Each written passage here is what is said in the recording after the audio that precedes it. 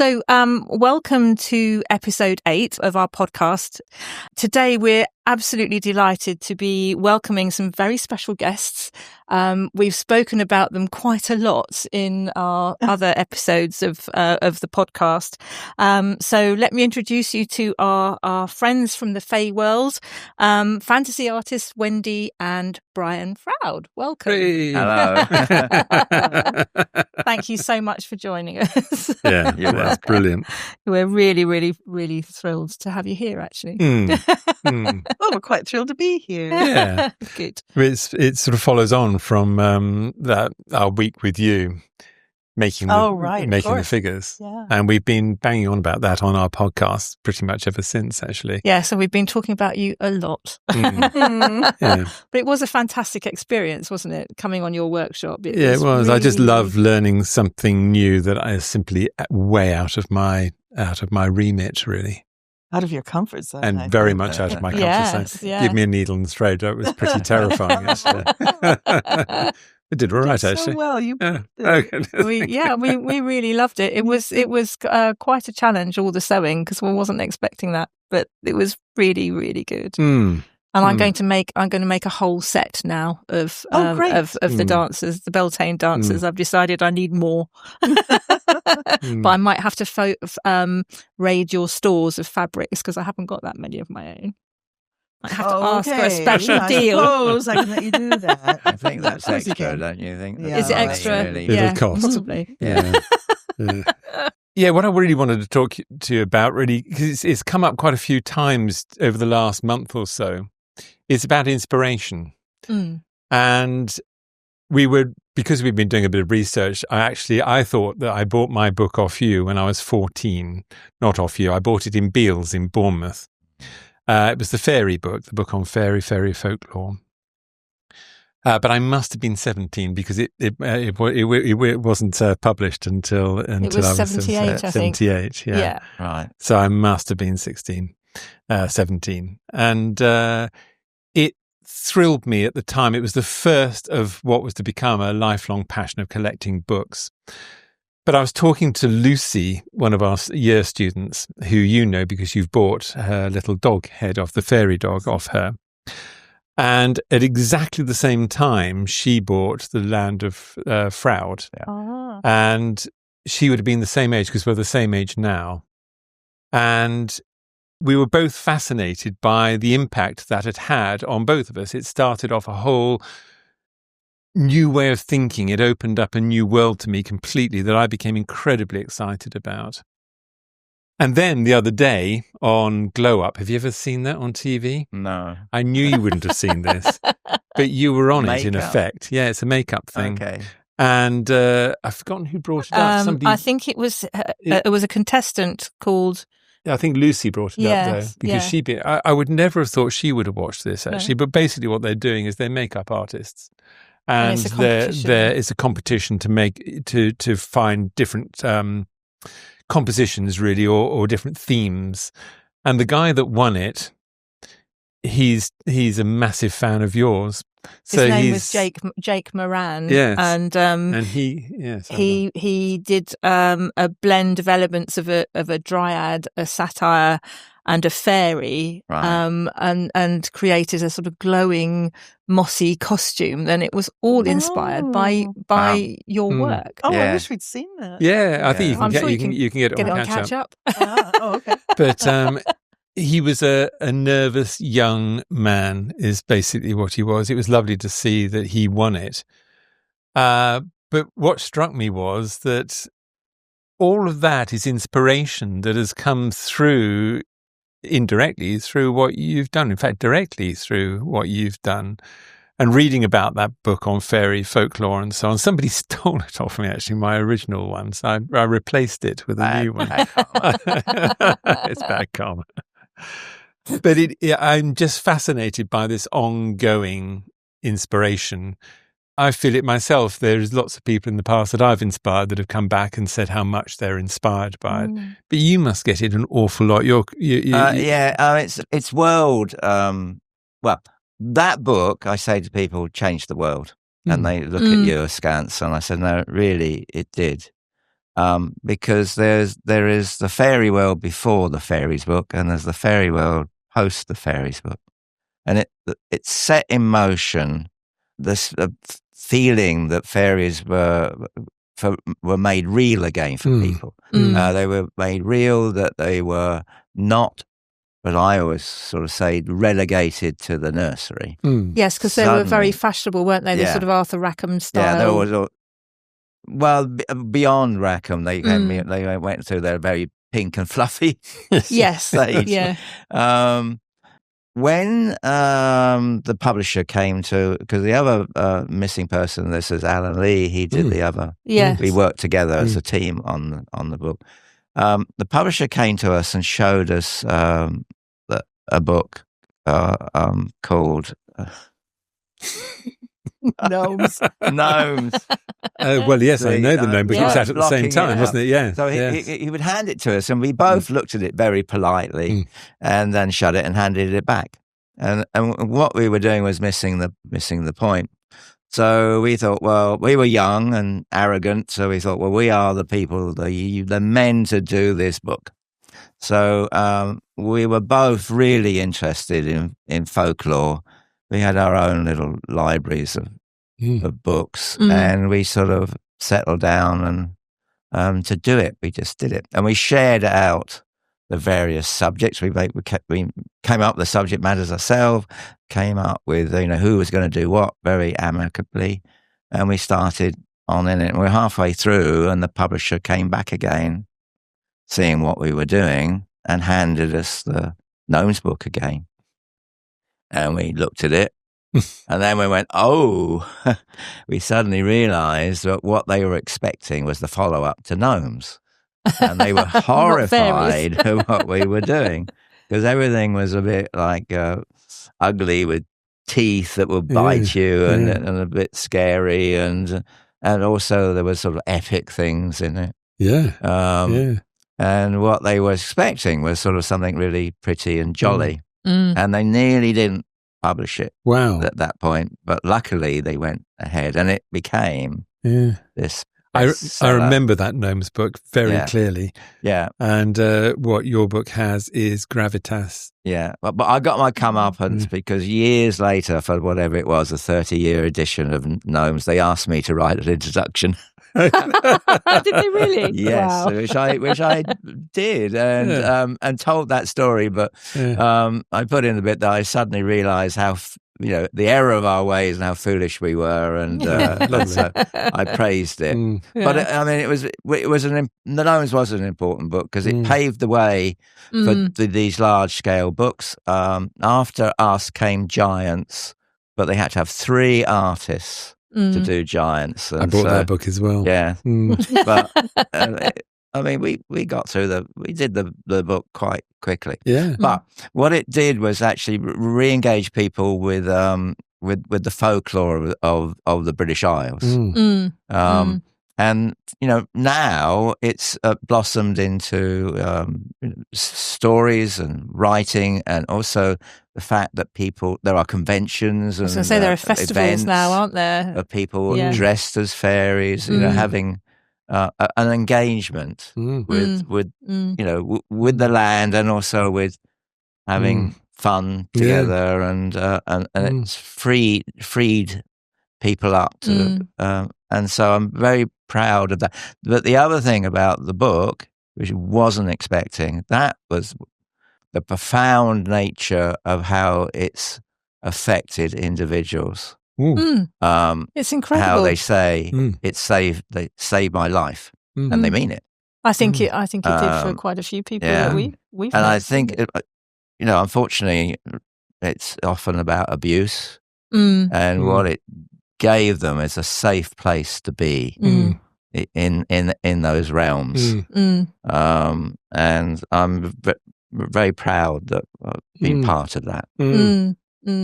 And that book that you shared with Alan Lee, it sold over 5 million copies, didn't Apparently. it? I mean, how amazing is that? Well, it was quite extraordinary. It must have sold much more than that since, because it's still in print, isn't it? I mean, we we Did you get good remember, royalties? we don't make really much money out of it because not in those days, we'd have like a 10% royalty on books we were doing, both Alan and I. When it came to this, it was like a 3%, and we said, well, not right, really, but we really wanted to do it. So we said, okay, so we did. Yes, We sort of signed the contract. It was only afterwards we discovered that Alan got 1%, I got 1%, and the art director got 1%. No. So, Really? yeah, we were livid. Wow. That's just typical, isn't it? Yeah. That's like what happened to pop music, rock music and pop music. Well, yeah, it is, yeah. Well, Meatloaf made nothing, did he? He was completely, his contract ruled him out of making any money at all. Oh, really? Yeah, so there's his mega fame didn't bring in the money that he was expecting. It's just rotten. But it's the book has got woven into people's lives. So when we sort of signed the books, there was one time this lady came up and she handed me the book, but it was in sort of tatters. And lots of the pages were missing. And I said, "Oh, I'm really sorry about the accident." She says, "No, it wasn't an accident." She said, "It was a divorce." So they ripped out their favourite images and gone off separate ways. Good grief. That's amazing. Should have just bought another book. Yeah, just bought another one, yeah. So you and Alan were already friends before that? Yeah, we had the same agents. We were both what I would call jobbing illustrators, and we worked in Soho. We were, and our agents had like little booths, so we would work all day. Yes. Well, I'd work all day. Alan worked at night. So I would sort of say goodnight to him when I was leaving, so that's how I got to know him. Oh, right, you're on different time scales. Yeah, and then we were both really interested in moving out of London into the country. So, and I really wanted to do that because I just felt I needed something else. I did all different types of work that came in. I would just do it, which was fun for a while. But after about 5 years, I thought I've had enough of this. And that's when we both ended up moving down to the West Country. Did you both move to Chagford at the same time, or was he that? was us down here for a few weeks, and he said, "Oh, if you want to come and join me, it would help pay the mortgage." So, so I rented a couple of rooms off him, and we were both worked away. But what I liked about the freedom of being down here was not only was the landscape an inspiration, but it also meant I could do paintings that didn't have a strange blank bit at the top, because that's what, doing book covers, there was always a big space where you put the title on. Oh, I see. I could fill it all up and fill up to the edges. And the first painting I did was inspired by Dartmoor, was of a troll with a waterfall coming off the end of his nose. And that was on the book prior to The Land of Froud. And it was a book of English illustrations. And I was on the cover and Alan Lee was on the back. Right. So there we were, I would say, sandwiching the best of British illustration. Fantastic. Yeah, but that image is the image that Jim Henson saw. Is it? Oh, is it? I was going to ask you that. How did that link come? And that was when he then asked me if I would come and work on a project that was turns into The Dark Crystal. Yeah, incredible. Jim Henson was pivotal in both your lives, wasn't he? So you got to meet him very early on, didn't you, after you'd graduated and had a show? Was that right? In New York? Yes, I graduated with a whole group of friends from Center for Creative Studies in Detroit. We all moved to New York. And in the first few months, I made quite a few dolls and puppets to put in just a little exhibition that I decided we would have in the loft that I was living in. Yeah. And my friend and I knew a few people that knew a few people that knew a few people. So we ended up having quite a few people come to see it. Yeah. It's nice. And one of them was the art director from Muppets. Yeah, incredible. And he bought a piece for Jim Henson for a Christmas present. Yeah. That's fantastic. And yeah, it really was. And I had no idea anything would come of it. No. But then right after New Year's, I got a phone call asking if I would like to come in and show them my portfolio and talk to them about a new project. Yeah. And that was it. That was the start. That's amazing. It was a real pivotal moment because it's how you met, wasn't it? Yes. Because you met on the set of Dark Crystal, did you? No. We met 4.5 years before that when we started the project. Yeah. Oh, right. Okay. Jim showed me Brian's book, which was I guess it was both books. It was Once Upon a Time and The Land of Froud. And he said, this is the man who's going to be designing these characters. Would you like to come and work on them? And I thought, wow, yeah. I'd never seen any of Brian's work. No. And it just sounded like a wonderful opportunity. I wasn't going to say no anyway. I would have just, swept floors and made coffee for them at Muppets. But so I guess I'd been there about 2 weeks with maybe 6 other people working on this new project. And then you came in. Well, didn't I send You sent the troll, a troll that you'd made first. So we had that. This was in England? No, actually that was in New York. Was it? We started in New York. Because I didn't realise until we were doing all this research that Jim Henson was American. Oh, yeah. Yeah. Fantastic. So I'd had a call from the Muppets saying Jim was really interested in your work. Would you like to come and see him? And I said yes. So they sent down somebody, and I just then moved up the road from Alan, got my own place, and I said, basically, could I come tomorrow? And I said, well, yes, but come at this time because I'm going on holiday. And I don't go on holidays, but I've only been on holiday about twice in my entire life. Which is sad, really. Yeah. So he came on time and he opened the door, and I had, I don't know what, my usual nonsense, because I would make things and do things and whatever. And he came in and looked at it and he said, oh, Jim is going to love this. Oh, really?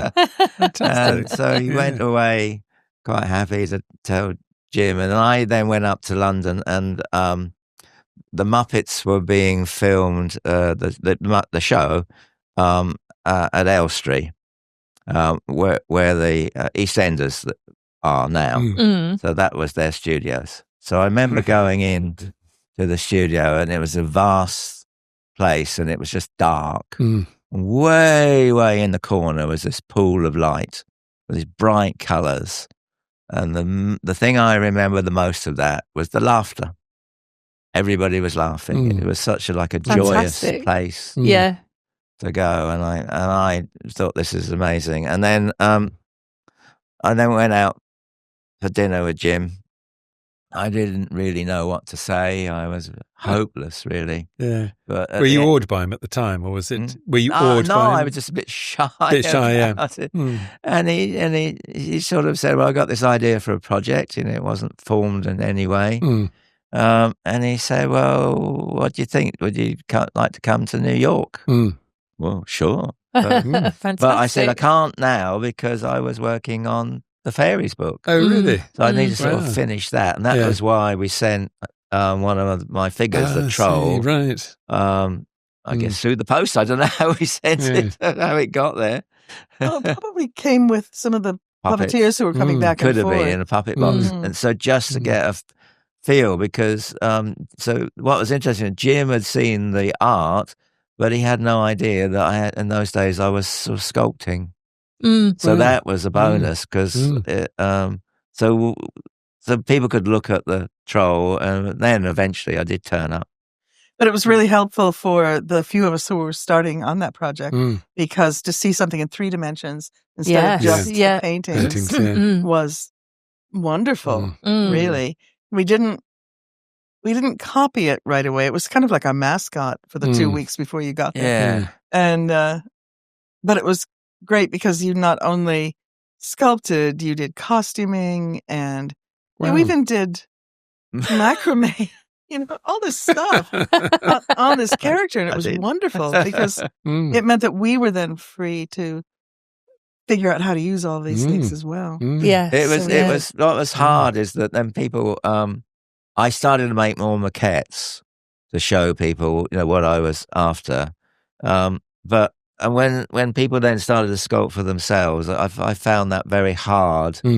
Because when I was doing it myself, I was thinking through my fingers, and I found that it was very direct, but it wasn't politic and wasn't the right thing to put my hands on somebody else's work. And so I had to learn really quickly of how to articulate what it is I wanted them to do. I learned in the end, but it was a After you'd had your fingers bitten a few times. Yes. Yeah. It's a funny thing when you're young like that, because managing is a skill in its own right. Yes. You never taught it. You just have to learn how to manage people. I can think back on my career, not managing them very well at all, actually. Yeah. And but you learn. Yeah. But it was all in development. We were working in the Muppet Studios in New York. I mean, the workshop. And then we accrued about 9 people, I think, in the end, just to start. And Frank Oz and Jim would come in, and they would just develop the ideas for the characters, and I'd be just doodling in a sketchbook to try and get to what they wanted. I mean, luckily, every time I just show them a little monstery thing I was doing, the basic thing was just make it worse. More teeth. So we were always on the right track, but we just didn't know how to do it.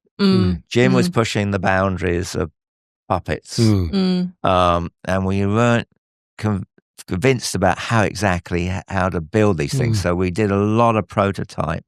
Did you get involved in that, Wendy, with the developing of the puppetry? Was that your thing? Yeah. I think because I had never really made hand puppets before. No. I'd made marionettes, a few, and I knew the basic concepts of how puppets worked, but I'd never done anything you stick your hand into.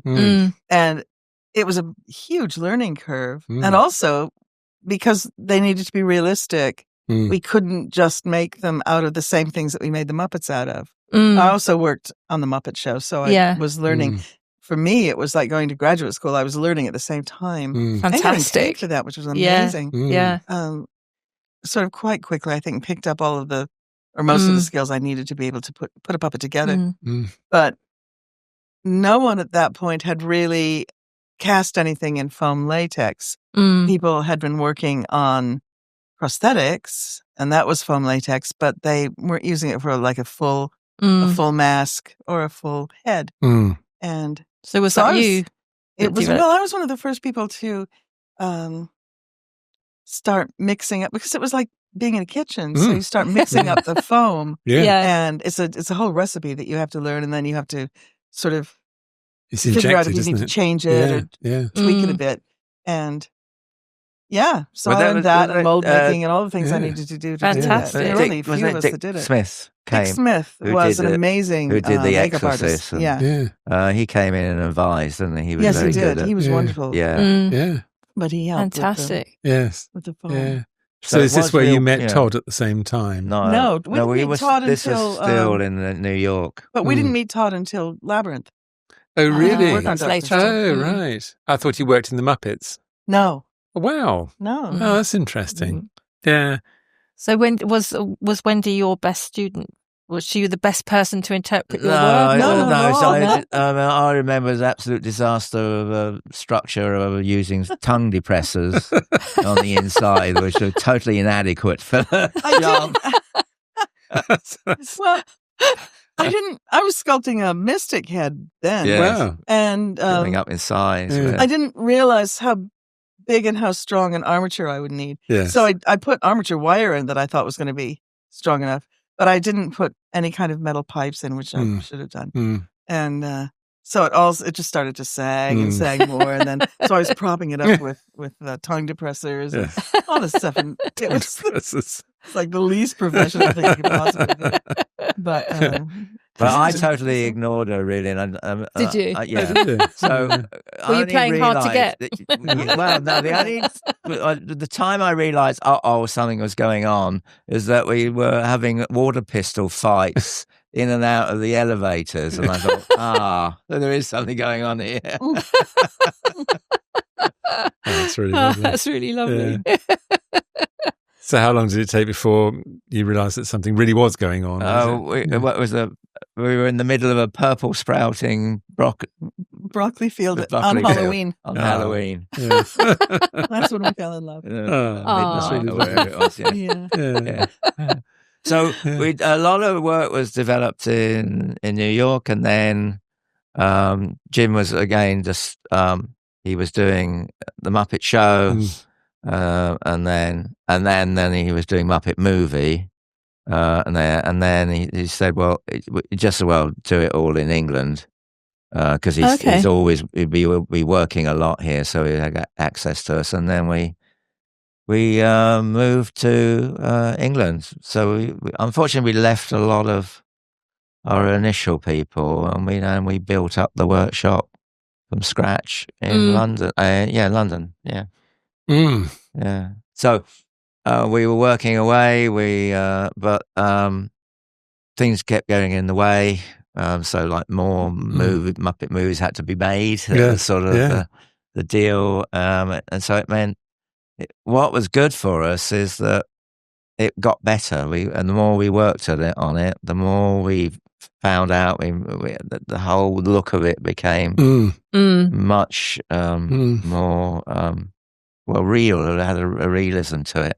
If we'd done it in the first year, it would have not been the same. Really? Not at all. And we were so lucky that we were given the luxury of time. Yeah. Right. Yeah. Nobody does on films now. No. Well, I You think really you lived don't. through a period that it was unique in It was a time. sort of The golden people that were era, there, the really, way wasn't everything it? went, gelled and came together was incredible. And actually. Jim was so generous with his time and with his money. Really? Because he financed the whole thing. Did he? Wow. Yeah. Gosh. Until we got whoever it was that Lou ended up Grade. paying for it. Lou Grade didn't Oh, really... Lou Grade was doing the Crystal. Muppet He was Show. doing the Muppet Show. Yeah. Gosh. But no, we had practically 5 years to develop, which is incredible. That That's is amazing. So you Yeah. really honed your craft and the style into the iconic sort of genre that it is Yeah, now, I mean, didn't it you? used to Really? Experiment a lot, and we got Yeah. to play a lot, which was fun. Play was quite important. Yeah. Well, because my work is very sketchy. It's very loose. When I'm working on the Dark Crystal Netflix series, there were often occasions where somebody was working on a creature, and I'd look at it and I go, doesn't seem right. And I go, well, what design are you working from? And they would sort of point up that, and it would be a computer generated thing, and I go, I didn't do that. Why are you working for that? I said, work from the sketch. And I said, all the information is there. So there's always that moment that I'm there and I'm trying to sort of guide things, and you got to be, you want everybody's input, you want their talents to be part of it, but it's got to look right and it's got to feel right. And when you sort of bring it home, when it finally is finished, you look at my sketch and you look at it's the same. Yeah. That's the trick. But meanwhile, I mean, especially on the Dark Crystal, it's no good me making them make it look exactly like that, because it's all about the movement and the expression and the character, and all that is development, and all that's coming from the inside. So that's the puppeteer. Yeah. Their input's really important, and how you craft it. And it's only near the end that you then start to, you've got the structure now, you've got the abstractions, and it's expressive, and now you can put the details on it, and now you can finish off the costumes. And because the costumes for those days, because all you saw on the screen was real. There were very few camera tricks. Yes. And so my costuming was there to have a function. One of the functions was character, that you could tell a lot of the character from what the patterns and the shapes and the textures. And the other thing was to hide puppeteers. Yes. So you didn't get to see them. Yeah. So it was a multiplicity of things. And arm wires, all of that. Yeah, I mean, I had to hide the arm wires was part of the Do you mean like arm wires as in a string puppet? Or no, or is it something inside? Wires, like, if you remember the Muppet Show, most of the characters there had a wire coming out from their wrist. Yes, and okay. That was how and that you made their move, gestures. how you made the arm move. But on something like this, we really needed to hide them, and it was going to be far too expensive.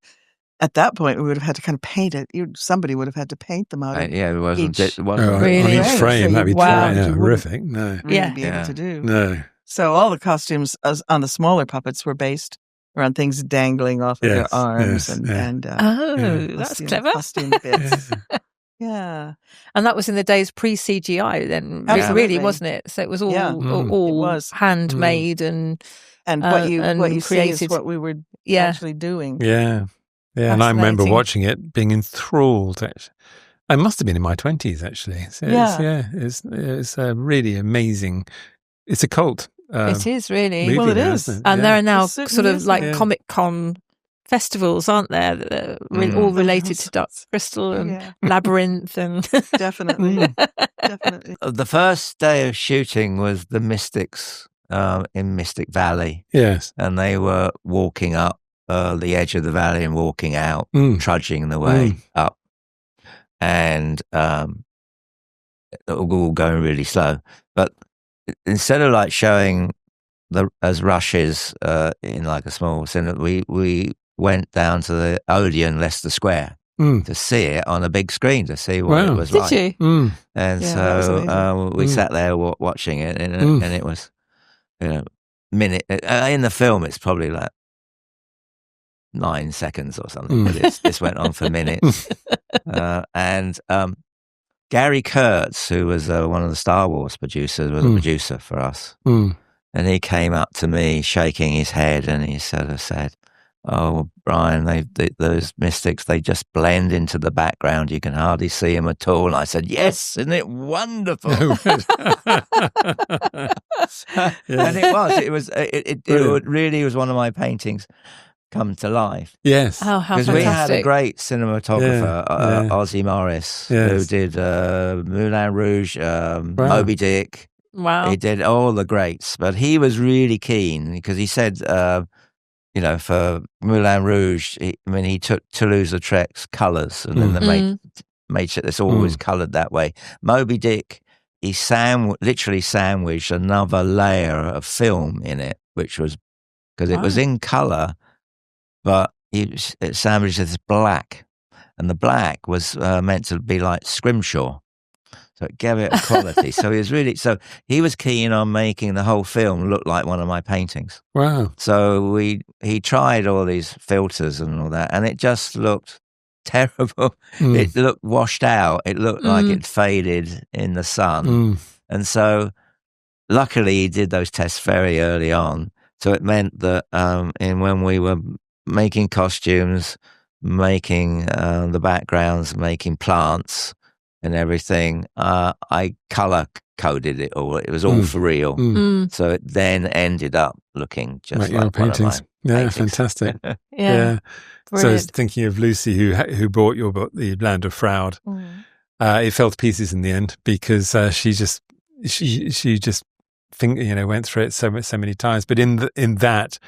You can't see some of the figures unless you really look, because they mingle in with the background completely. Falling Apart is quite interesting because what we hadn't realised at the time, the Land of Froud, after the Land of Froud, people years later were always surprised to meet me because they assumed I was dead. And it's because they were a series of books that were mainly of dead, great masters. Really. And the publisher had discovered that students were taking these types of books and ripping the pages out and pinning them on the walls as posters. Yeah. And so if you look at the books, that there's like titles underneath, so you could rip it out, and you still had a title. She was putting them on the walls with the image. Yeah.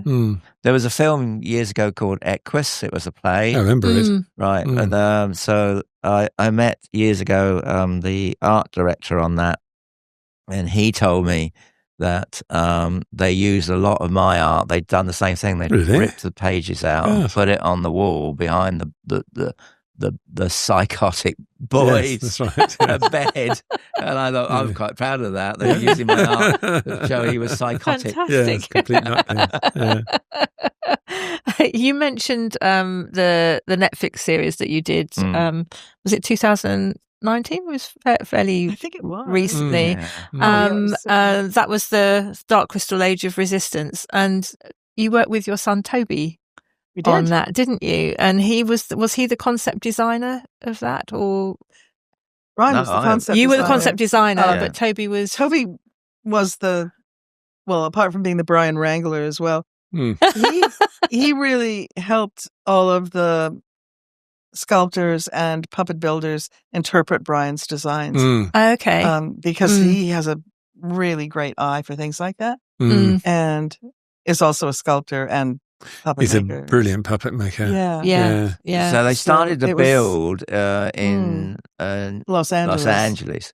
So I'd sort of sent designs over, and they started to build, and they were awful, and I couldn't figure out why they were so bad. And so Toby was there, because Toby was our eyes really to try and to explain what I wanted, and I suddenly realised what they were doing over there. They were very kindly tidying up my drawings. Oh, I see. Yeah. And so what they saw as being lopsided and asymmetrical, they just made it symmetrical, which completely ruined it, because it's meant to be organic. Yes. And once they understood that in the drawing is all the information, it was then brilliant. It just turned it around. Fantastic. So it was like a lot of stuff was built there, and then they came to England, and then we could sort of tweak things and finish it off. But he was also here sculpting, but also he was supervising the costumes and everything. Fantastic. Yeah. You very kindly let us persuade you to come on see the actual studios. Yes, when you were filming it, we came up to Langley, wasn't it? It was Langley. I remember being absolutely blown away. I had no idea that people were inside those costumes. Well, they those become so puppets. sophisticated by it them. was It's just fantastic. incredible. Yeah. But those costumes, I mean, especially when we got to Mystics, there were obviously lots of Gelflings, but the Skeksis, we had quite a few, didn't we? But the Mystic, but all those things up to the last minute weren't finished. So many a morning, Toby and I would be in 6 o'clock in the morning, literally on our hands and knees in front of one of the costumes and gluing things on, desperately trying to finish it. Because once it's on first time, it's got to look the same each time. So you got to finish it. The one time we were doing that, and I don't know, I stabbed myself on some sharp thing, and I started to bleed all over it. But I took that as a good omen. So now I sort of say, you haven't really finished the costume unless you bled on it, and then it sort of launches it out into the world. But the Mystic, again, I had not seen it finished, because everybody's doing their bit, and you type working bits, and you got to believe it's going to work together. So the night before, we put it all together for the first time. And we all gather around, and indeed, you can see the puppeteers, because they're trying it on for the first time. You got 3 of them or whatever, and you know how it's done, because you can see it. and then it comes to life. I know, it's amazing. And you just, all you do is look at this creature. Yes. And they become real, don't they? And that's magic. That's the art of being a magic. really good puppeteer. They just make anything come to life. A handkerchief. It's just brilliantly clever. Yeah. And how was working with Toby? Did you have family arguments or artistic differences? Or Well, we've worked together ever since he was old enough to do anything. Have you? Yes. Yeah. When he was really tiny and at the end of dinner parties or something and you wanted to show some of your art, Brian would let Toby bring it out and show each piece. People were horrified. I think he was going to fall over or and he break never it. did. Or burn it. He was absolutely fine I with all really of trust him. And he was making things from the time he was tiny. No, I'm sure he was. It's in the blood. It is. Yeah. But also I think because we always made things at home too, he kind of, any costume he asked for or something. He said, can you make this? And I was like, yeah, let's try that. So he had great costumes until he was old enough to make them himself. And then he said, no, you make this one. You can do it too. So then he did. He started. Yeah. So you must be very proud too that he's continuing on the... Extremely proud of him. Yeah. Wonderful. Yeah, he's amazing. And he's lovely. He's a wonderful, He's wonderful very person. talented. Yeah. And it's an absolute joy to work with him. Oh, absolutely. And to have a son in your industry is just amazing. Yeah. He and I had more arguments than you. Really? You never argued. Yeah. I guess because we both it started with Lego. Yeah. And really? Yes, because you didn't really play with Lego with him very much, but I did. And we like to build different kinds of things. And we'd fight over pieces. And I remember I made a really wonderful Sphinx. And it was one of the ones where you could put it on wheels that worked. And I just made that. And then he knocked it over on purpose. And I was so angry. And he was really angry. Yeah. We were shouting at each other. And you came into the room and made us stop and sent us both to our rooms. Separate rooms. And I said, I know how to behave. I just went, brilliant. Wait a minute. We're not both 5 years old. God, I can't imagine that. Yeah, that's fantastic. But we've taught together. Toby and I have taught together for years. Have you? Yeah. Yes. And where do you do that? In America or? Well, we've done it here and we've done it in America. He was my assistant for a long time. And then now I'm kind of like his assistant if we ever do it. That's great. Yeah. I remember one, we were in I don't know, Petaluma or something, maybe something like that. So you were in one room doing a workshop, and he was in another room doing that. And I happened to walk through his, and he said, "And this is what I do." And and then the hand will go like this, and it sort of flops over.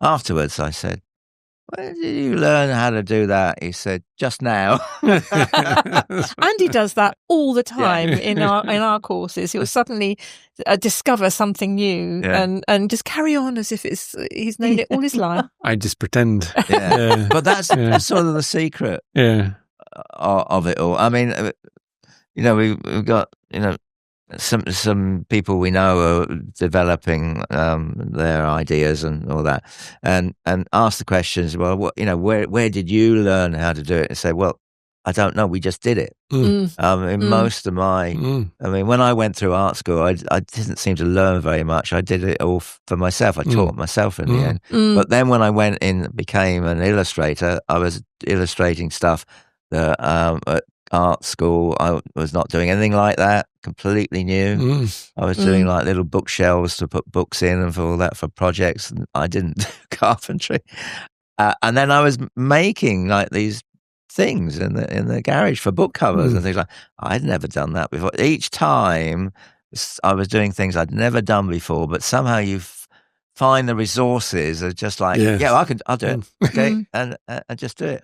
You do that, don't you? Yeah, all my life I've said yes to everything. Oh, absolutely. No idea. You have to say yes, whether you can do it or not. Yeah. I mean, you wouldn't say yes if it was something that you knew you weren't really going to do. No, if it's out of your skill base. Yeah. But anything that's sort of vaguely within it, definitely yes. Definitely say yes to it. Well, I was lucky because when I'm in art school, I took like fabric design and ceramics and jewelry. So I got to work with all these different mediums, which helped so much because I really had a good grounding. And my father was a sculptor. He was the head of the sculpture department. Wow. So I had grown up around sculpture. Wow. So it's generations within you. Oh, yeah. Yes. My mother was in the painting department as wow. well. Incredible. So I did. I grew up.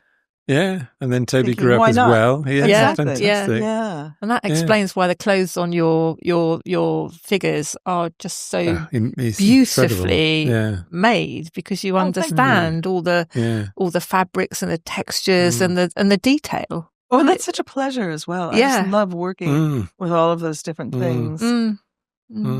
It shows. How in 1980 did you get involved in The Empire Strikes Back and Star Wars and become the mother of Yoda? I think, was it 1980? Maybe that's when it came out. It is said so here. Does it say so? Yeah. So Star Wars Empire Strikes Back 1980. That's Wikipedia for you. Whether that's true or not. When it came out. Yes, when it came out. When it came out, yeah, definitely. When I was working on it. I don't think we'd moved the workshop completely over to England yet. So we were working out of New York still. But I was also going back and forth working on the Muppet Show, which was in London. And Frank Oz had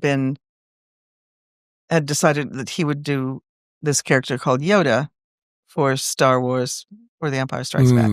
And they needed someone to make a puppet of that, sort of a practice puppet. So Frank would be able to figure out what the character was like. By that time, had been working with snipping like a block of foam into a puppet head. So it's like carving in wood, except you're snipping with scissors instead, or razor blades. And they brought me over to do that, and everyone really liked it. I made a whole puppet for him to use, and people seemed to really, really respond to it, and especially when he started using it, because he was developing the character. And at that time, Stuart Freeborn, who was the head of the makeup department, had been sculpting the head in clay for the real Yoda, but nobody had really liked it that much. He was working from sketches that one of the designers had done, and it just wasn't working for anybody. But the puppet head that I sculpted in foam was. So they said, well, why don't you try sculpting the head that we'll use? So I did. It took a long time. Well, not a long time. It took a lot of sculpting, because I had 3 or 4 people coming through every evening going, oh, I like that. Oh, no, I don't think. Well, I like that part. No, I don't like that part. And to really, try to please everybody. Yes. It was hard, but I finally got something that everybody did brilliant. like. And then what were you sculpting it in?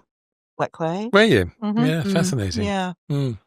And then Stuart Freeborn resculpted to get the wrinkles around the eyes right, so it would move in a way that I didn't know it needed to. So he did that, and then we ended up building the puppet. I sculpted the hands and feet on it too, and did a lot of the body. And I also started puppeteering it with Frank Oz. Incredible. That must have been a fascinating experience. It was. It was. None of us had any idea that he would become such an iconic character. We just thought it was this funny little green thing. But he was an experiment, because nobody had seen something like that working with live actors on a big screen before. So was it a first? Was it the first time it had been done? I think it probably was. Yeah, I guess, yes. I mean, we were delighted that people really believed it. So we thought, so they thought, then they'll believe The Dark Crystal. If they believe this, then they'll believe a whole film of it. And luckily, they did. Definitely did. I do remember when we were talking about arm wires and hiding arm wires. Frank said, he was concerned about the arm wires, and he said, if you give him a walking stick, that will be the arm wire. So it's in full view. You're just not in it. So he did that. So Yoda's 2 hands on top of the stick, and then he got the walk. So the stick goes forward, the puppet scripts behind it. And so it's a classic example about how character comes from the form or the very things you're trying to hide, the things that makes it work, becomes the character. And that's how Yoda for a long time was like. It was a bit horrifying when they digitalized him and he could leap about and spin around. I think it lost a lot. Yes. But, out of all of the characters that you've created, do you have a favourite, both of you? Is there one particular? I suppose for me it would be Kira, the girl gelfling. Oh, really? From Dark Crystal. Yeah, that's nice. Yeah, lovely. She's pretty. Yeah, she's pretty. I was going to say, why is that? I never really got to see much of the filming because I was always in the workshop, getting stuff ready. In fact, when I did the commentary on one of the DVDs, I'd gone in to record it, and I'd said to the recordist, "Well, I don't know what I'm going to say because I was never there," and he was horrified. "What are you doing here?" I said, "Well, I worked elsewhere, but I'll do my best," which I did. But I was there that when Kira dies on set, I was there when I saw it, and you looked around, and all these like burly riggers, these men were weeping. Really? Yes, because it was so poignant, and you could see the puppeteer, all that, but it was like that's the magic of the puppet and how beautiful that Kira looked. Yeah, she came back to life there, didn't she? Yeah. I know, just for the viewers. She did that. It's okay. Do you have a favourite character, Brian? I suppose really the Mystics, because they were closest to... I love the Mystics. I think they were so clever. Jim wanted my trolls, but because they were going to own everything, I said, well, you can't really have that. So the secret of that design is the 4 arms. I put an extra arm in there, extra 2 arms, right? And so they own 4-armed trolls. I own my trolls. So that's why they look like that. But I like that because there's something soft and gentle about it. But when we were doing the Netflix one morning, and they were about to film one of the interior scenes with the Skeksis, and they were all in their circle, and they were just... The puppeteers weren't in yet; they were just standing there on the structures. And I stood there and I thought, "Wow, I did this." That's rough. That must have been amazing. Wow, yeah, this is pretty weird. I really did some weird stuff, but I'm quite proud. Really interesting. It was really interesting, and it is a genre because what I loved about them was the scarification, the ornamentation of their jewelry and things that they had on them. I just thought it was fantastic. Yes.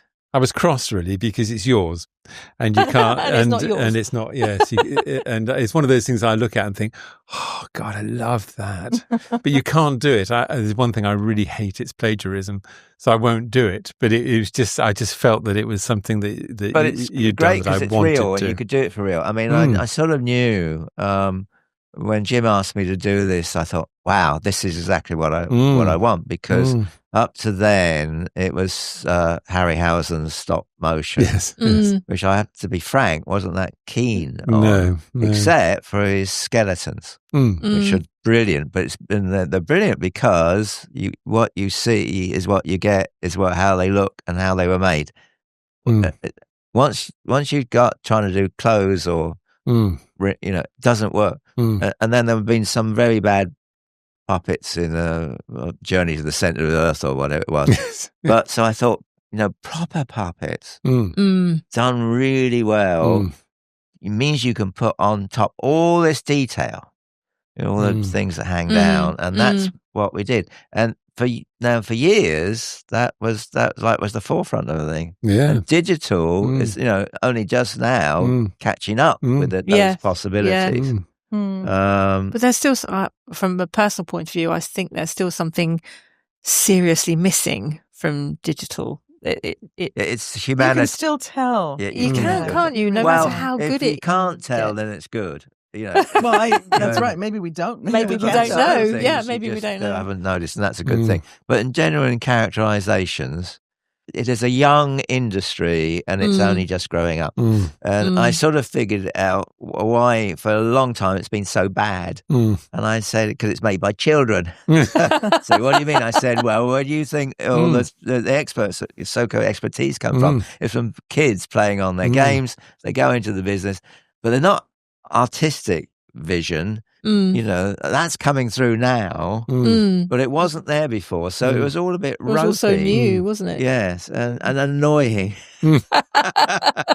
But it's the lack of humanity. The thing about puppets is that it's about all the things that go wrong, all the things that don't quite work, gives it life, because that's the way we are and how things are. When it's all smooth, the emotion is smooth and costumes are smooth and everything has a smooth arc to it, it's fake because you can tell it's not real. And even though with the limitations of puppetry, it can transcend various times. Oh, definitely. Yeah. I mean, we're going to see Warhorse, actually, and you can see the puppeteers we saw it in Warhorse. London, didn't we? And it was just... But honestly, you couldn't see them because you were so taken up by the horse and the way that it moved that you no longer could see the puppeteers.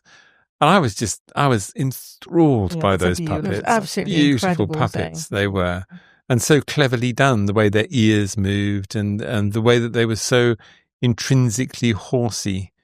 It's so clever, and that's what we were talking about before. But that's the study of the movement. It's what you get with puppeteers. They're just so clever. It's a real art in its own right. Well, puppeteers, and a lot of them are dancers as well. Are they? The ones that are bodysuit puppeteers, especially. They all are, just exquisite at moving and. That's interesting. Yeah. The last we went to a convention, was a Dark Crystal convention a few months ago. A lot of it was quite poignant because it's the film is such an age now that people are dying. And so especially the people that performed the Mystics, because that was led by Amiel, who was a mime artist, but. He trained a team for at least 6 months ahead of it all. Did he? Yeah. Oh, yeah. Wow! Because it's really it's arduous. 5 years we had to do this. Yes, incredible. Because in the Netflix thing, we had one mystic, and we really felt sorry for the guy that was doing it because they didn't allow any time for rehearsal. And he's going to be. And it killed thigh him. muscles are gonna. Yeah, he really. In the end, he couldn't do it. No, he couldn't do it. He was one of the puppeteers, and he just couldn't do it. It was just too painful. Yeah. But so everybody did train really hard to do all this stuff. That's fascinating. But so Amiel had died, other people had died, and so that is poignant. But it was good. I mean, the film was wonderful because there was a great sense of family. Somehow working on it. People were all part of a team because we all were. Well, we're all wanting. We believed in the project, but we really, absolutely believed in our fearless leader, which was Jim Henson. So we were all quite happy to do anything. Because everybody worked hard, but I mean, in building these things, we build a puppet, and because he was a puppeteer, he would always ask the person inside, what's it feel like? Is it heavy? And they would say, and they said, okay, so we'll build it again. So he always was for about health, the health of the puppeteer, and making sure that they were as comfortable as they could be. Knowing that it's never going to be really comfortable, but it has to be bearable. As bearable. And I don't think any of that really happens nowadays. It's things are built in a rush and then they start. Yeah. If you could give any advice to somebody that wants to move into the genre now as a young person, is there anything that you could give or advice it's you really could give? It's really hard. I don't know. A lot of it was sort of luck to be able to get into it, and I don't think, to be frank, the way Jim Henson approached it, it was a much more open way of doing things and bringing in lots of talent, but talent from other disciplines to come in to make a film. Whereas, our small experience now, you find there's already, workshops already, people are hired that do stuff. So it doesn't have that linked up feel anymore. And so it's difficult to know how you get into that. Except we say, if you get an opportunity, do it, grab it. Yeah. Absolutely. Yes, absolutely. Don't say, Don't I'm a bit die. busy this weekend. That's right. Yes. Because it's over 50 years, isn't it, really, since you started out in the art world. So you've seen a lot of changes and the way things work. But I think enthusiasm, and if you want to get into that business of doing it, it has to be a vocation. Yeah, It absolutely. can't just be a job. No. Yes. Because you'll never last in it. No. You really won't. No. But I think for anything that's creative, for the most part, it is a vocation if you're going to do that. And It is. Yeah. I think being an artist is a vocation, Absolutely. actually. I mean, It is. I'm sure you've had a real roller coaster in terms of finances and all sorts of things. Yeah, haven't you? it's not, absolutely, it's yes. Yeah. There are tough times when you years. just look for money down the back of the sofa, and other times when Yeah. it's fine, but you never know what's going to be. Except now we're retired, so except we're not really retired. No, not really. No. I don't think artists ever retire, actually, do No. they? If you still got And that. I think for all the tough times you go through, I still wouldn't swap it for anything else, actually. No. I couldn't imagine somebody telling me what to wear now or how I should present myself at work, Apart from me. Yeah. apart from you. Yes. Well, I do the same for Brian. Yeah. You're not wearing that, are In you? a- Although in a parallel universe, I'd love to be an archaeologist or a psychotherapist. Would you? Or both. Yeah. You could be both. Both at the same Both time. at the same time. Yeah. That's because we've often talked between us, over lunch about the roller coaster and the highs and lows, the sort of emotional, psychological highs and lows, and the financial highs and lows, and they're all part of you becoming a greater artist in a way, aren't they? It's part of your growth and development. I think it really is. And if you were on a high all the time and, just going for it and being happy, I can't imagine what that would be like. I don't think you'd wear yourself out, for one thing. You would, and also you'd lose the concept of what happiness is, actually. Absolutely, I think it's all about contentment, I think. It's. I think if somebody said to me, I think it was a few months ago, that it's not about happiness; it's about contentment. And I think that was a much better way of putting it, because you can't be happy all the time; it's impossible. I don't know, but can you be content all the time? I'm not sure about that. Not all the Not all the time, but it's a better thing to aim for than happiness, I suppose. That's what it struck me at the time. I don't know. I'm not sure I agree with you. I think I'd go for happiness and contentment sometimes.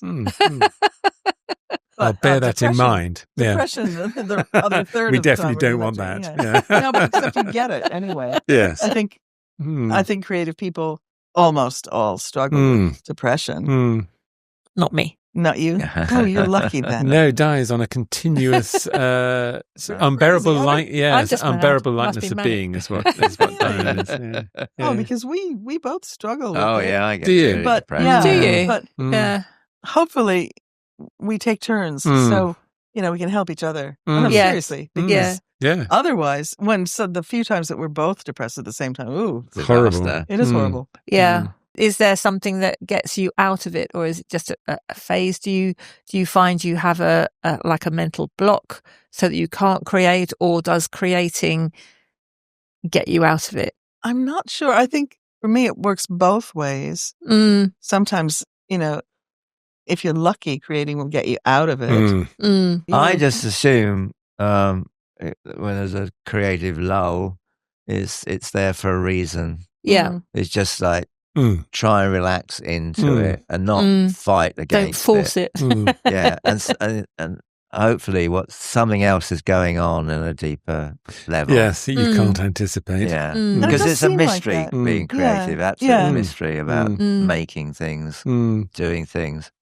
That is interesting because I was trying to force it last night. I was trying to force creativity because I wanted to sculpt something new today. And I couldn't.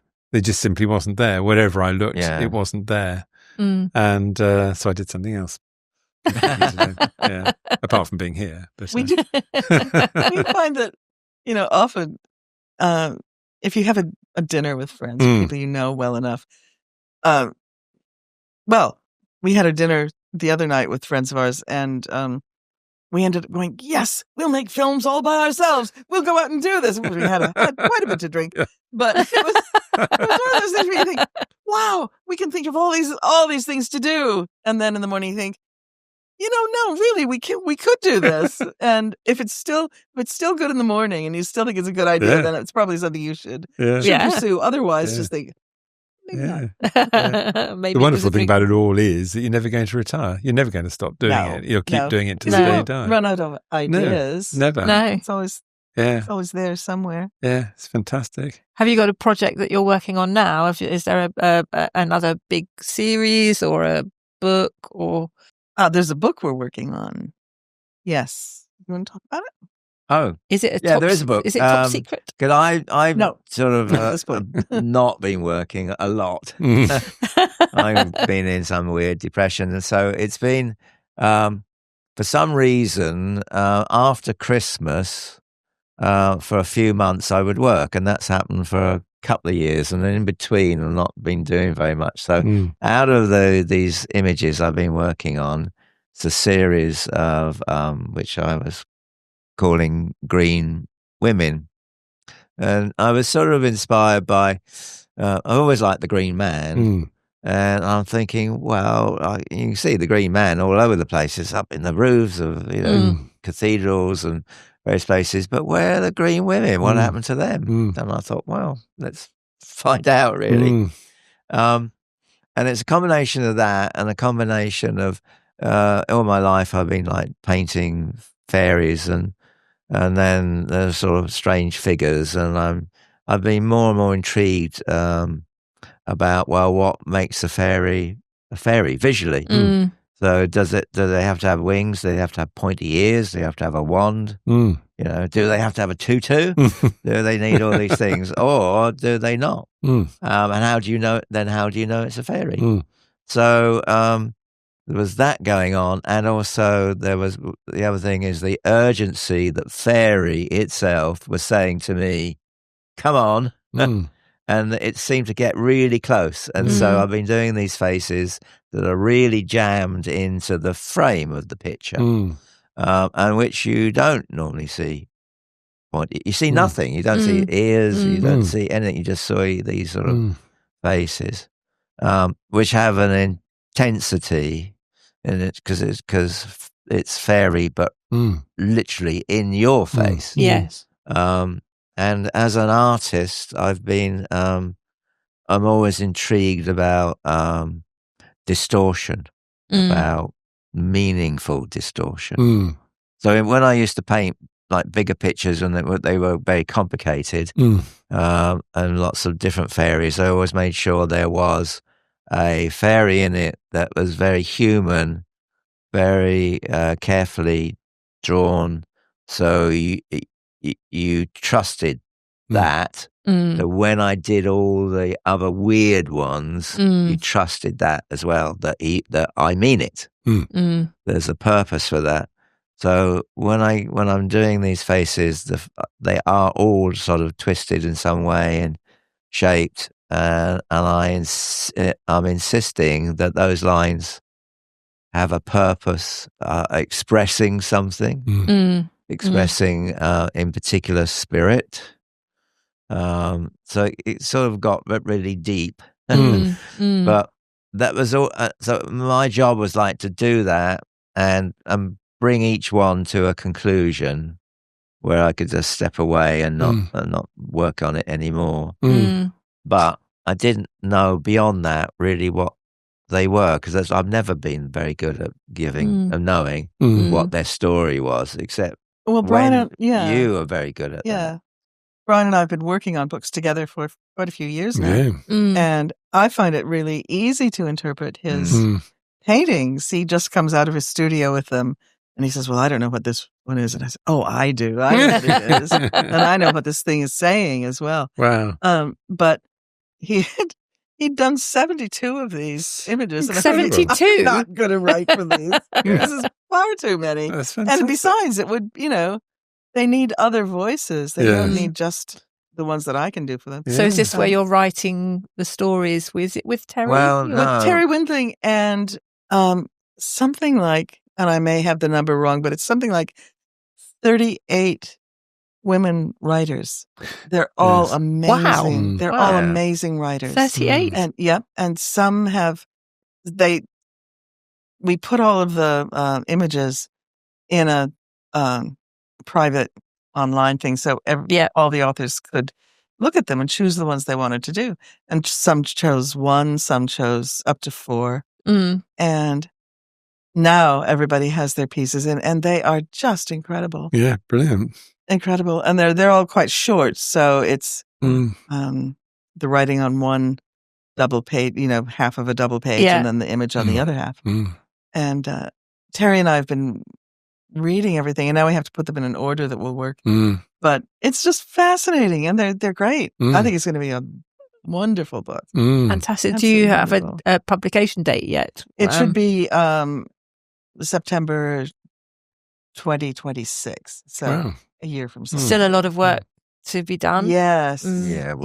I think the hopefully art's done, but it's going to Abrams, our publisher in New York, and they'll have the joy of trying to fit the words on the page and all of that, because neither of us are going to do that this time. Right. Well, So I'm letting them do it because on the other books we've been working on, I was designing them all, and they were very complicated. And I work in Photoshop, but they wanted me always to work in design, as they were paying me to do it. It was like a big hoo-ha. But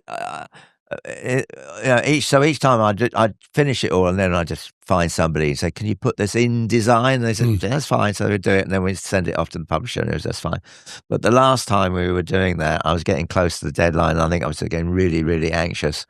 And then I had a heart attack. And I'm absolutely convinced that was the thing that tipped me over the edge. And of course, you had to then deal with it. But, I've been sending things off. They had all the things they needed, and it was it was fine in the end. No problem, really, basically, to do the book without me. So. Yeah. I think that was so when I'm we letting first them met you, design actually. it now. Oh, So. it could have been, yeah. It's about 2016. Yes. Yeah. That is. Yeah, we were desperate to meet you. We didn't realise that you lived in, around the Chagford area. Downtown. Yeah. And so we were hanging around trying to bump into you. Like two stalkers. We never could into the village. You don't know. They went, they were just in the bakers just now. And really? So we were talking about Terry Windling and you work. How long have you known her, and how you've written quite a few books with her, haven't you? Yes.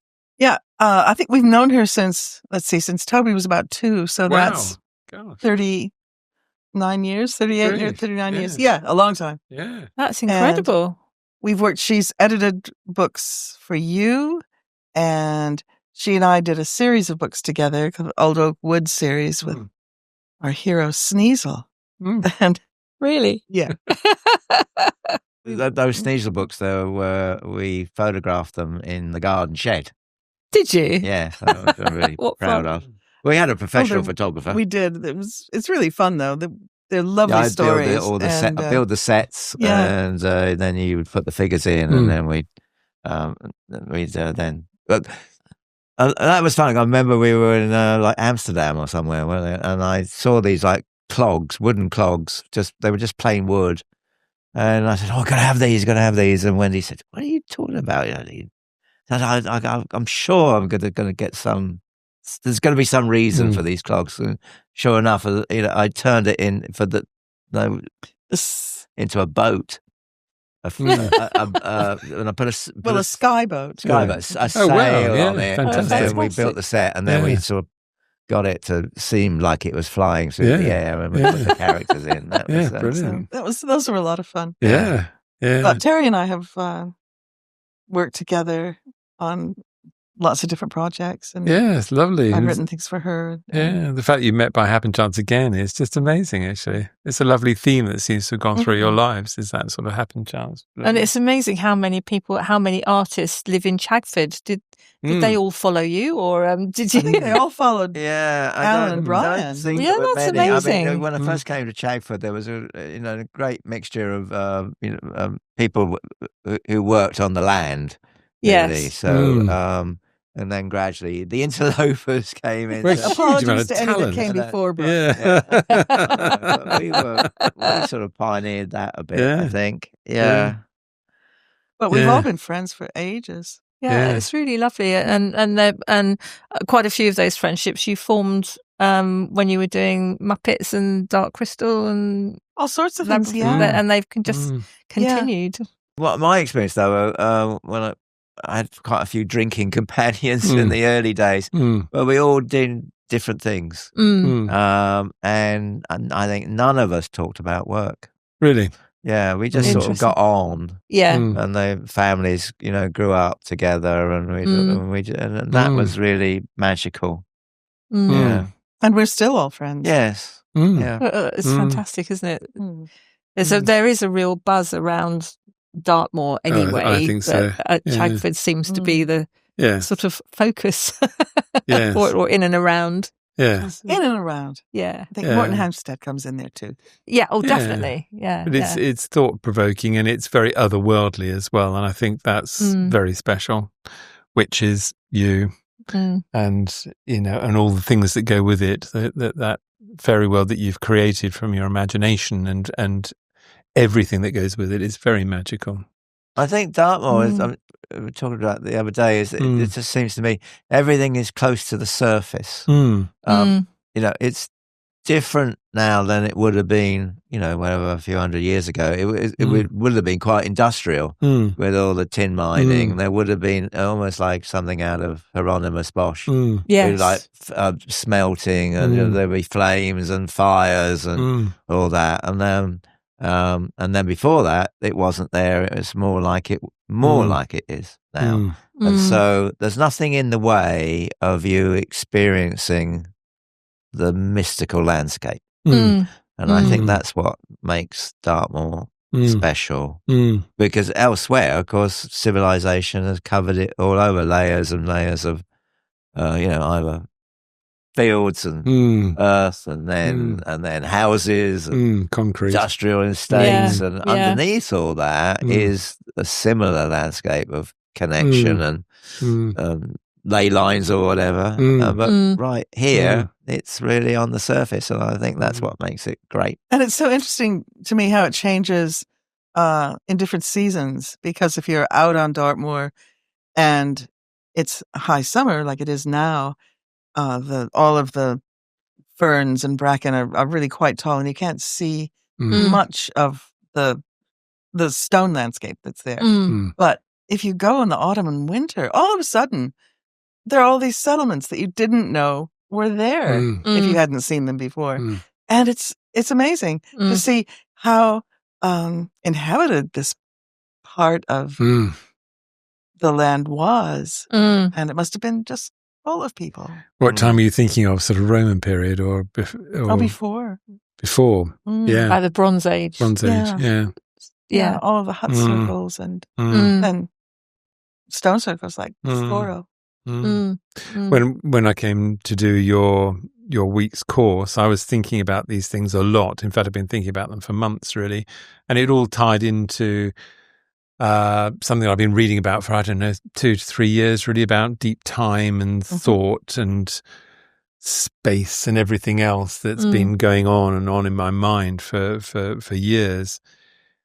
And what really got me about, or what I was really thinking about when I came to make something with you, which I didn't know what it was until I got there, but it was linked to the fact that we've been in the form that we are now for 100,000 years. We just appeared 100,000 years ago. And I think what made us different from every other species of hominid that was around at the time is our imaginations. We've just been imagining things. And I think in my interpretation of it, that has sort of come together to create that other world that you inhabit so strongly, has come from at least 40,000 years when we started to create art. 45,000, I think it is now. It keeps going backwards. It does keep going back. Yeah, which I find fantastic.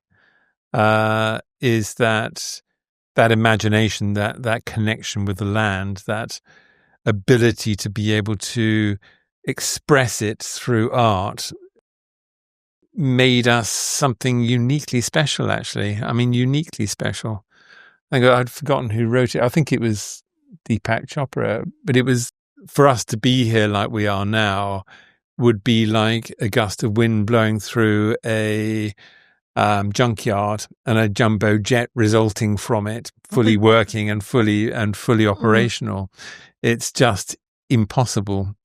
And it's that impossibleness that creates something that to me is deeply spiritual, deeply fascinating. And that impossibleness that's in all of us. Yeah, it is. Yeah. What's interesting to me is that, I'd always be fascinated with like carvings on stones and all those shapes and abstractions. And the fact that spirals seem to be really important.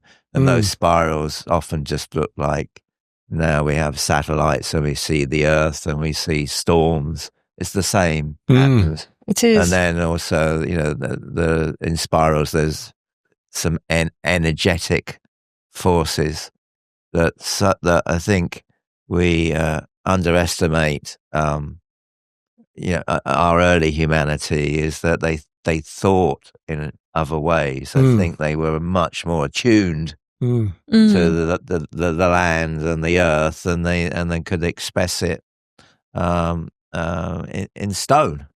But that, because it's stone, has a longevity, and we can see it, maybe not understand it, but what happens to dance? I know they could have been expressing it in so many ways. That's what I'm saying. Or other structures or other things that are now gone. We'll never. What I find surprising about that is the longevity of that stone work. Is that they've left messages in effect that are going to last far longer than anything that our society's produced. Oh, absolutely. I mean, I was watching a program about what would happen in the next 10,000 years if we were not around. There'd be nothing. No. Nothing of us at all. No memory, nothing. Tiny bits of plastic. Yeah, tiny bits of plastic in books, which even under the best circumstances couldn't last more than 10,000 years. And other than that, at the time, I think that I was reading this, floppy disks were out. Well, they're gone already. Yeah, that's funny. And then CDs, they're pretty much gone. But then you think about civilizations that are so distant in the past from us, and what did they do that we know nothing about? And because we're finding out how much more sophisticated they were than we ever guessed. Ever gave anybody credit for. And it's just really fascinating. It is really fascinating. What don't we know? Yes, and it's certainly most things. We know nothing really. Well, we seem to be breaking the rules of what historians have been telling us since we were little. Yeah, Egyptologists, particularly, it seems that the pyramids got nothing to do with the pharaohs. That they were something else and were created by another civilization that could move hundreds of tons of stone. That's phenomenal. I mean, it's just so fascinating. But all that aside, it's still part of everything that we've, that I was, trying to create when I came over to see you. Sort of in our DNA somewhere, that elemental part of us, or the spiritual side. And don't you find every once in a while something unexpected will trigger that in you? You look at something that you didn't think was going to mean anything to you, and it just triggers a feeling in you that you know it, that you've seen it, you've held it before, whatever it is. And I love that. I love the connection. And then to try to follow that up and see where it leads you. there was a play on, I think, the BBC, and I can't remember when. It was probably 60s, I mean, a long time ago. And it was called The Stone Tapes. So many people remember it when you mention it. I mean, I don't remember it too clearly, but and it was about ghosts, I suppose. All in glorious black and white. But the thing was that in stone, and especially crystalline stone full of crystals, retains information. And if it retains information, it can radiate it back out again. And that seems to be why Dartmoor, with its granite, is quite a special place, because it's crystalline, you know, and maybe if you could just tune in, you would find, you know, that's why I think people, as I think some people do, want to absolutely, you know, put your hand on a standing stone. Yes, yeah, you know, and dowsers can put it up, you know, and so there are sort of layers that go through the stone, where they can you know, contact things under the ground, and it's one of those things that sounds crazy and loopy, but actually it's not really. There's something there. Because of the literally. Well, all right. What was, as a kid? What did you make and do as a what we call like a crystal radio set? You know, crystals are really quite important and scientific. Yes, by the way. yeah. I remember years ago going to Cornwall. It was near St Mirren, and we went to see a couple that had got just put standing stones in their garden. It was a very ordinary house, actually, and he wanted to prove to me that the stones had power. And there was a stone that he'd sort of let into the lawn outside, I suppose it was, really. And he said, "You won't be able to stand on that with your eyes closed." And I thought, of course I can. I'm really good at that kind of thing. I like standing on one leg with my eyes closed to see how long I can do it. Yeah. So I felt, well, you're wrong. I can definitely stand on that. And when I did stand on it with my eyes closed, it felt like I was falling, really falling. Yeah.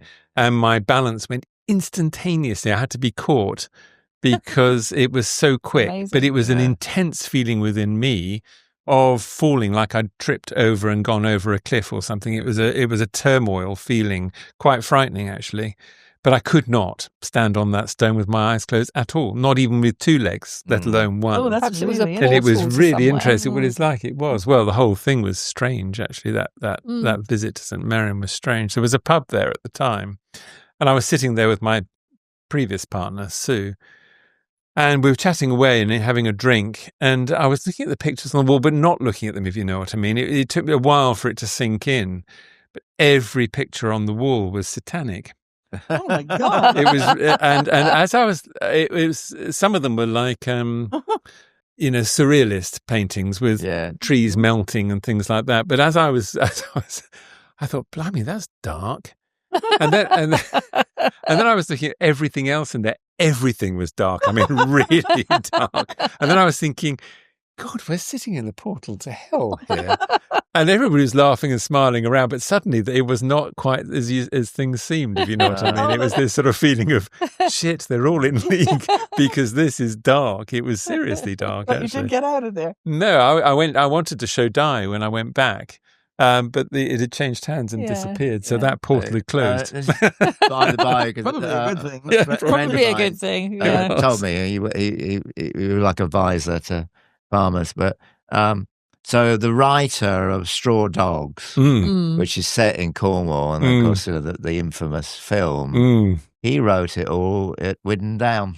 Did he in really? The pub. In the post house. Wow. Yes. Wow. That's really interesting.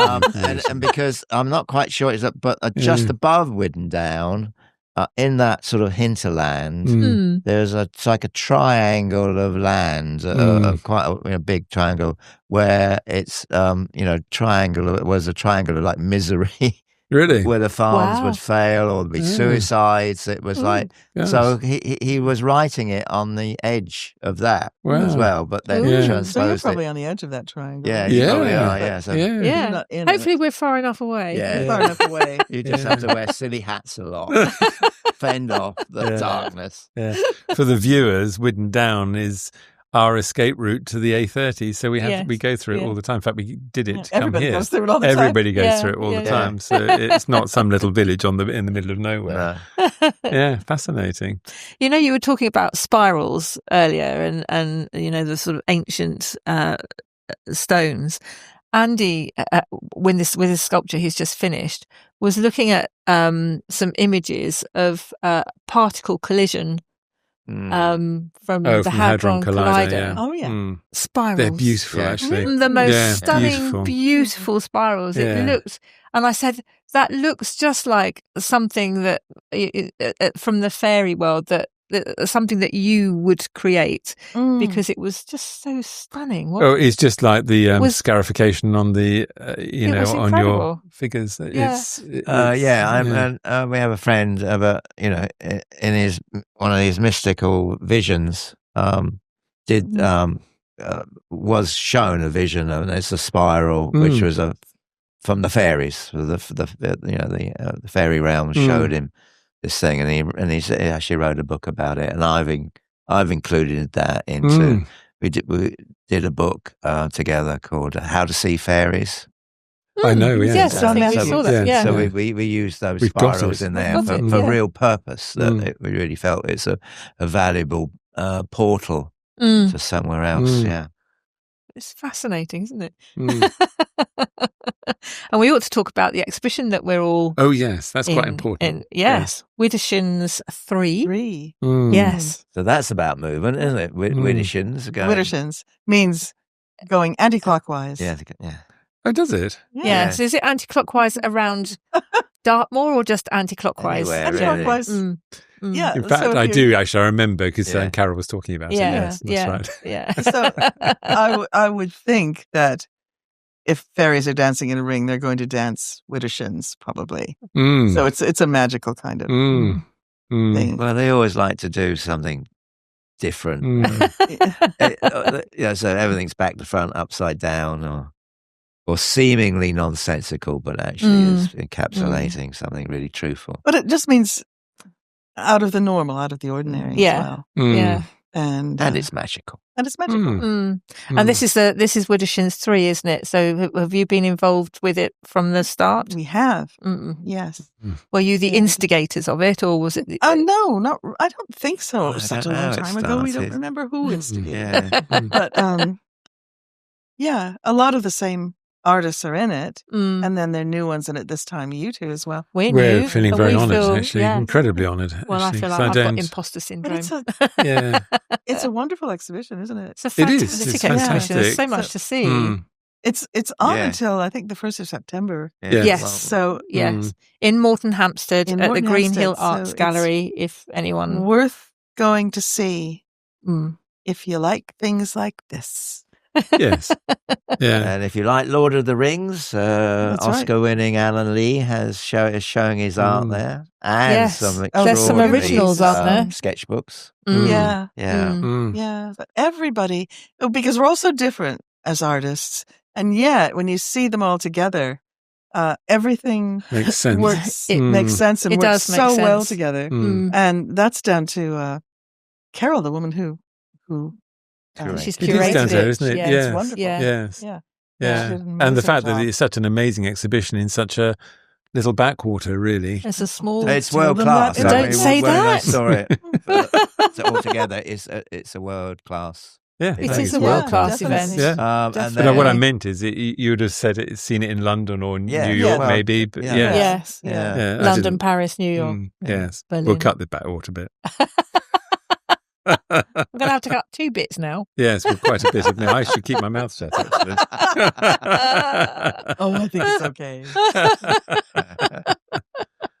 But it is, for us, it's just a huge honour to be part of it. It is. And I don't like being part of galleries very much. I've never have been. So all my career has been commission work. And so none of the commission work fits with galleries. So I've done no gallery work really, except for a few things that have actually been instigated by my own imagination. So for the first time, I feel like I've sort of fitted in, which is lovely. I was going to say, I think it's the first time I've seen your work in an exhibition where it actually is perfect for it. It's always been slightly otherworldly for a traditional gallery. In a different sort of way. But it's definitely slightly fantasy. Surreal, really. Surreal, I think. yeah. And then those of us who are mixed media artists as well, that doesn't fit in. It doesn't fit into. No, it doesn't. No, it doesn't. Actually, it's never really occurred to me that it doesn't, because I've always felt insecure about my own work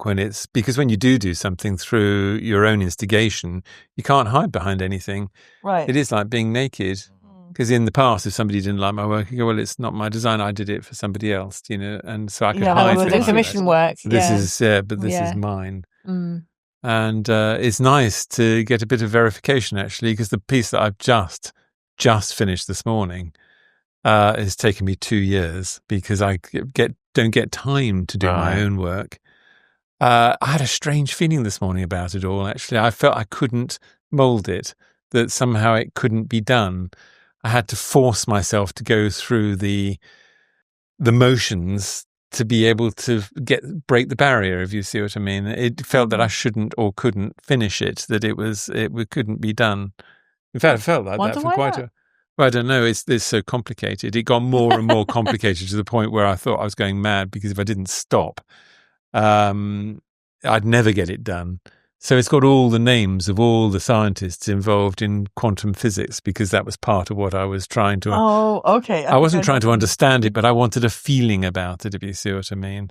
And it was interesting because last year, this chap called Django came to the studio who created the control room for the Hadron Collider. So in the CERN. whole of CERN. Yeah. Wow. And I didn't want to talk to him because I was tired, actually, and we'd had 3 weeks of constant open studios, and I just thought, you know what, I'm going to go away. I need to be quiet over the other side where nobody is. Di can look after him, and Di, you can sort it out. So then she came running over and said, "I think you've got to speak to this guy. You've got to see him." And so that's how we ended up going to CERN and had a 9-hour tour around. Wow. That's amazing. It was amazing. It was the most absolutely incredible. Experience. And because I've been reading about it so much, there was a whole load of questions that I wanted to ask. Oddly, I felt I couldn't ask them because there's an etiquette around the way that they think. This is my interpretation of it. So if I'm wrong, I apologize. Anyone at CERN, sorry. Yeah. But it's about how quantum physics benefits mankind, if you see what I mean. So it's silicon chips and how you make them better, and lots of things that it is part of, because it's part of everything. And it seemed to me that you weren't allowed to ask the question of, that Einstein asked, actually. He wanted to know what the spooky stuff was. He wanted to know what made a quantum particle react and behave in the way that it does, because it seems to have a consciousness. Yeah. And it seems to me that you're not allowed to ask those questions, really. It's best to ask them privately. You can't ask them publicly there, because it's about the economics of quantum physics rather than the reality of it, which is a strangeness that Einstein saw very clearly and that he was passionately interested in. And I think Schrödinger took that mantle and got himself, in effect, so I could be wrong about this, but cancelled. Because when in the Hall of Fame that's there, in one of their museums, all of them are there, but not Schrödinger. Really? Oh, it's kind of like his cat. I was going to say, Yes, but now because of his cat, Yeah. he's like a name that He's a people, name that, people Schrödinger's remember, cat. oddly enough. Yeah, but interestingly, you can't do quantum physics without Schrödinger's equation either. So if you want to become a quantum physicist, you have to do that equation over and over and over again until it's part of your DNA. Yeah. Otherwise, you won't understand it. And all of that fascinates me because as an artist looking in, I've only got an artist's feeling about it because there's no way I could ever be a quantum physicist. I was just going to say the mystical part of it. Yeah. Yes, the mystical side really, is great. Yeah. Maybe begin to understand the rest of it. It's mathematics. It's all It stuff is. that It's I really all can't understand. Yeah. It's Although spinning I up have and to say, spinning down. I am an expert. Yeah, I was completely outdone by Di when. Did we tell you this story? No. Oh, it's incredible. There's an amazing restaurant at CERN. It's very famous. It's a kind of restaurant that could never exist in England because it's totally cosmopolitan, isn't it? And international, it's incredibly food, high standard. Really high. So Brilliant. you've got all these physicists buzzing with these amazing ideas and numbers and mathematics and everything. There was a real energy there was in the room. It was fizzing with energy. What you could feel. A fizzing of energy that I could feel but could never be part of. But anyway, this English guy came up and he was extremely excited, and he wanted to talk to me because I've done the Bowie memorial sculpture and he's a massive Bowie fan. So he was fascinated by this sculpture and what I'd done. And he was then very, very excited about what he was working on, which was an experiment that's lasted the last 30 years. Wow. So he'd been working on the same experiment for 30 years. Goodness. And it was just about to be put into action, basically. Really? And he's basically built the new Hadron Collider. So it's a massive solenoid. It's a compact muon solenoid is what it's called. And when he was telling us about this, he was so excited. And we were the last person.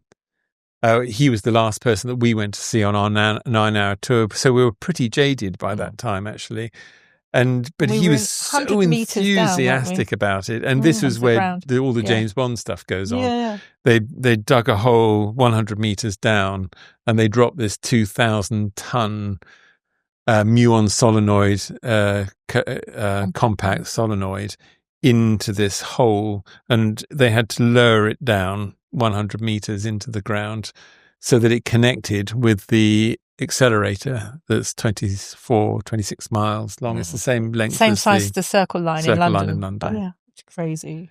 And it's the point where everything comes together. So it's where they find the Higgs boson, and they're now looking for dark matter and all the other things. So he's incredibly excited, this guy. Anyway, he was talking to us, and he was telling us that it's a compact muon solenoid.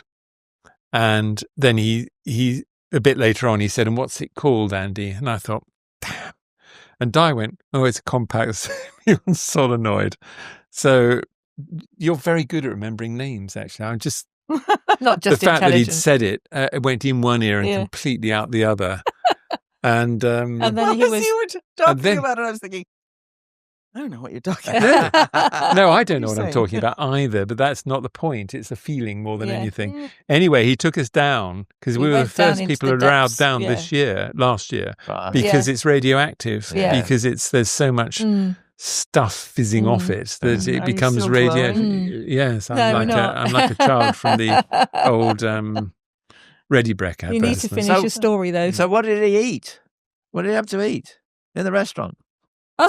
Or you Couldn't tell you. Or you can tell I had us. a pizza, which was really boring, but it was fantastic. You need to finish. But the last little bit, because we are running out of time now, is that he said to us, there's only one crane or company in the world that could move or lift 2,000 tons. Wow. I didn't think anything could lift that much. But anyway, they did it, and they dropped it down the hole, not literally. They lured it down this hole. And then every year they've got to they've got to take the front of it off and clean it, basically, and make sure and maintain it. Mm. But they have to wait until the radioactivity has dissipated. It's not like But to take the front of it 50,000 off, years. no, it's not. No, it's not. It goes quite quickly. Mm. But to do this maintenance work, they have to take the front off this compact muon thing, and that weighs 250 tons. That lid to come off. And he said, and our crane down here can lift 25 tons. Well, that's pretty impressive in itself, actually, because my forklift truck can only lift a ton. And that scares me. And he said, so how, he said this to me, how would you take a 250-ton lid off when your crane is only 25 tons? And I couldn't think. I just went, I don't know, levers. And he went, no. Really unimpressed. Yeah. And Di said, is it compressed air? And he went, I said, is it like a hovercraft? he went, Yeah. yeah. Yeah. And so Di was his absolute, Wow. I mean, she was top of the Yeah. class. So I was complete idiot by this time because I didn't know what a compact muon solenoid was, and I didn't know how to take the front off.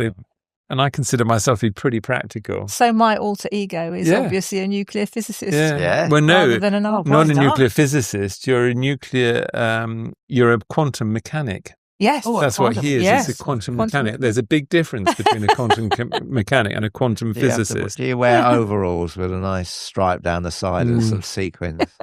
Definitely. Yeah. That would be my thing. So But on that note, Yeah. highlighting how clever I am, you are very clever, Diane. That's we need to wrap this one up. why I find you so attractive. Clever women. There's nothing, nothing No. like them. No, it's it's the power. Erotic. But thank you, Wendy and Brian, very much for joining us. And it's been really lovely having you here. And It has. Oh, it's been great. hopefully great we can fun. do it Thank again sometime. Yeah. Yeah. But thank you to everyone, everyone that's watching and listening. We hope you've enjoyed this, and we will see you again soon.